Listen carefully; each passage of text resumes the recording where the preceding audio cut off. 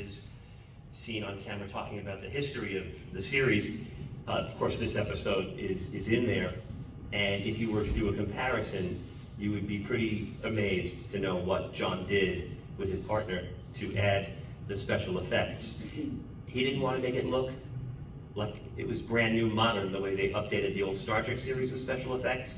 He wanted it to be contemporary and look of its time, and he did a great job on this. And this was something that meant so much to him to do, and he didn't live to see it premiere tonight.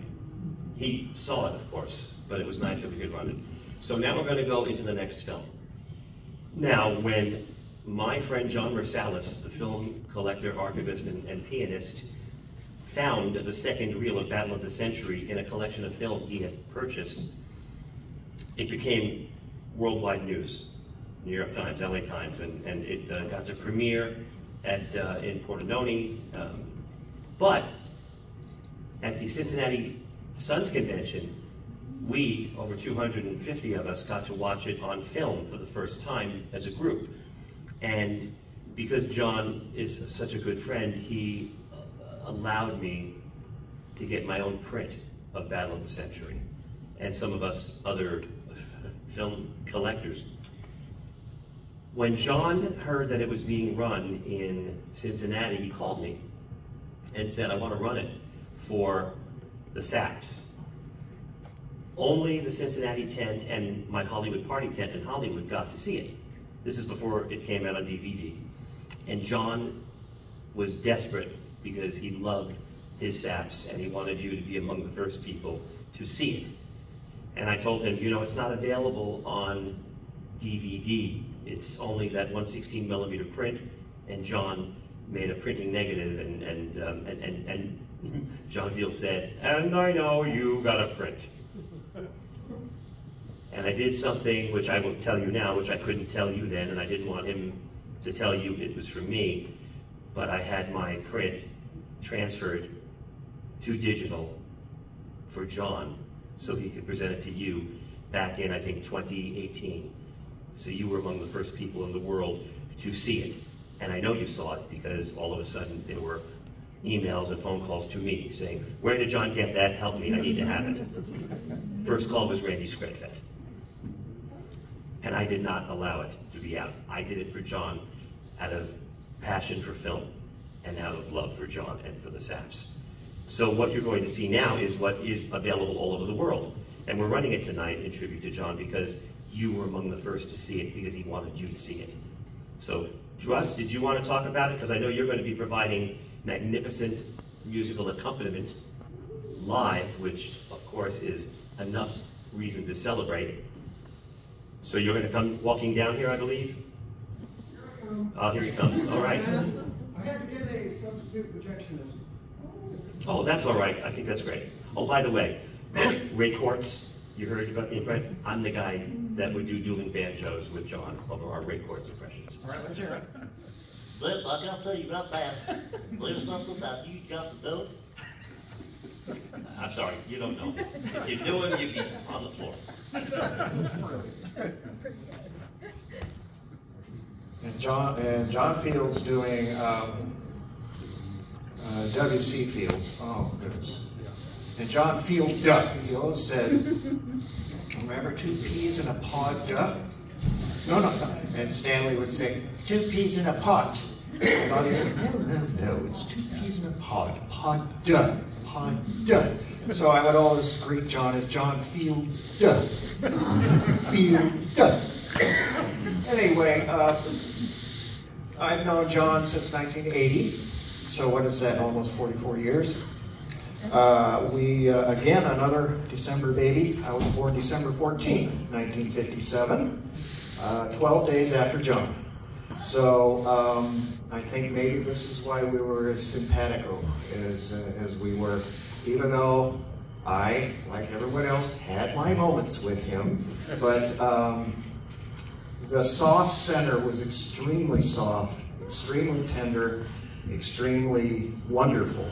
And truly the shirt off his back. If there was something you were interested in, something that, if it was something material you were looking for, in the world of film. If he found it, as he did with Stan, it was often a gift. He would call me once or twice a week, and we would always talk for at least 1 hour, usually 2, and it would be a stream of consciousness about pop culture circa 1965 and back. Okay, we knew nothing about current culture. We knew a little, but we didn't work at it very hard. And we'd get done with such a phone call and say, gee, it's too bad this wasn't recorded. We could put out our own blog. And I said, yeah, we would be the only 2 listening, but it would be great. But John's knowledge was encyclopedic about these things. The night before the night he did pass away, he called. Now, we don't know whether he passed away in the morning or in the evening. I was watching one of my favorite old TV shows, Naked City. I was running an episode. I was right in the middle of a very dramatic moment, and the phone rang, and there was John's name. And I thought, I don't have time for a 2-hour phone call. Maybe tomorrow. But I picked it up. And I'm so glad I did, because he was gone the next day. We always talked about the Saps. We always reminisced about the days at John Locke's. Anyone here attend John Locke's? Hands? Oh, good. So you know, hey, we would start doing our John Locke's together. I love you, babe. Yeah, give me another beer. And we would just entertain ourselves for a good 15, 20 minutes doing our John Locke's. His always much better than mine, but nevertheless, I enjoyed participating. He and I were, in the last year, we're doing our Share a New Film Noir. And when one of us would see a film noir, and we liked it, we'd immediately call the other one and say, you gotta watch this one. And we really got into that, really got doing it, and it's a habit I can't break. I just watched a film noir last week, and I reached for the phone. I can't stop. And so, you know, it's, a lot of people feel the same way that I do, that it was so much a part of our lives that the brain hasn't fully processed it. The logical side has, the conscious side has, but the emotional and subconscious haven't really figured it out yet, but we're working on it. John would love seeing all of you here, and he loved this venue. He loved dissing Christianity at any chance, but I think it was more just to get a rise. I think that was John's personality. He loved to get a rise, and he loved when you pushed back, especially in a creative way. And that's, once you got to know that about John, the rest was cake. So he and I collected 16mm back in the days. He gave me, found a lot of great Superman episodes for me, which I have on 16, and some favorite Three Stooges and all kinds of stuff, which through the years we will be showing here. I told him about bringing back 16mm film, which we've been away from for a while, and he was very excited about that. And so we're going to do it. We're definitely going to do it. I'll help you if you need. And Mr. Taffel, another great collector, will be part of that. So there's nothing I don't think we don't have between Stan, myself, and a few other choice collectors. So now let's move on to Battle of the Century. As many of you know, I'm a silent film accompanist and have been since circa 1980. I studied organ for many years before that, but got into film accompaniment when I met Colonel Harry Jenkins, who was a Boston area film organist from the 20s. He took me under his wing and mentored me.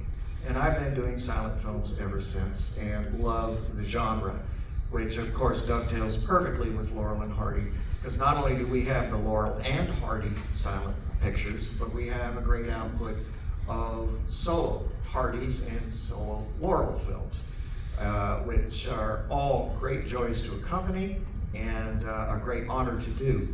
Battle of the Century, the print that you are going to see today, in addition to Stan's information, is comprised of two sources, and you're going to read about it, so I don't need to tell you, but essentially we have a 35mm and a 16mm source with a little bit of still frame titles to fill in the story and missing footage. I just saw this version for the first time a few days ago, and I thought, gee, this is going to be fun. Let's do a little score for it. So I hope you enjoy it, and John would appreciate this last little bit by way of shameless self-promotion. I will be playing at the big Trinity Presbyterian Wurlitzer, which is right over here at 1926 Wurlitzer Theater, Oregon. In 2 weeks, January 27th, I'll be doing my score for Don Q's Son of Zorro, which I just did at the San Gabriel, thank you, Liz.